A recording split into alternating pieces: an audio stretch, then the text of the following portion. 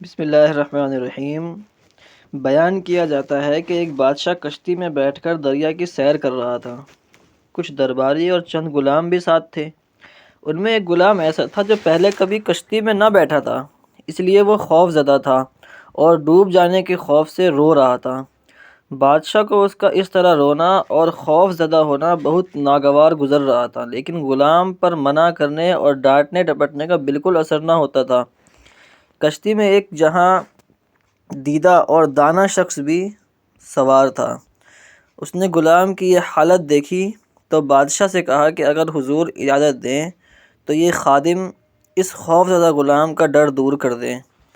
بادشاہ نے فوراً اجازت دے دی اور دانش مند شخص نے غلاموں کو حکم دیا کہ اس شخص کو اٹھا کر دریا میں پھینک دو۔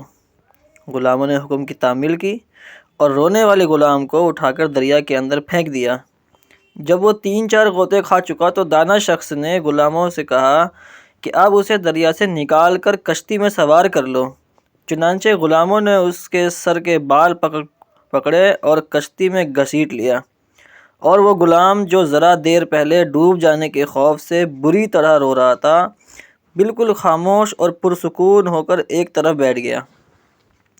بادشاہ نے حیران ہو کر سوال کیا کہ آخر اس بات میں کیا بھلائی تھی کہ تم نے ایک ڈرے ہوئے شخص کو دریا میں پھینکوا دیا، اور مزید حیرت کی بات یہ کہ اب یہ خاموش بھی ہو گیا ہے۔ دانا شخص نے جواب دیا، حضور والا، اصل بات یہ تھی کہ اس نے کبھی دریا میں غوطے کھانے کی تکلیف نہ اٹھائی تھی۔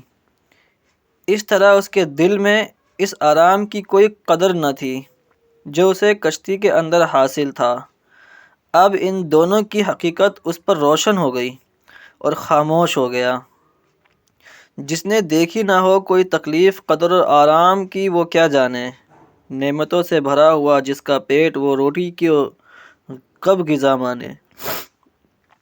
حضرت سعدی رحمۃ اللہ علیہ نے اس حکایت میں انسان کی یہ نفسیاتی کیفیت بیان فرمائی ہے۔ جس شخص نے کبھی تکلیف دیکھی ہی نہ ہو، وہ اس کی قدر و قیمت سے آگاہ نہیں ہوتا جو اسے حاصل ہے۔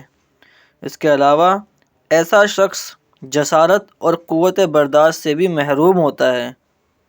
مسرت اور کامیاب زندگی وہی شخص گزار سکتا ہے جو رنج و راحت دونوں سے بخوبی آگاہ ہو۔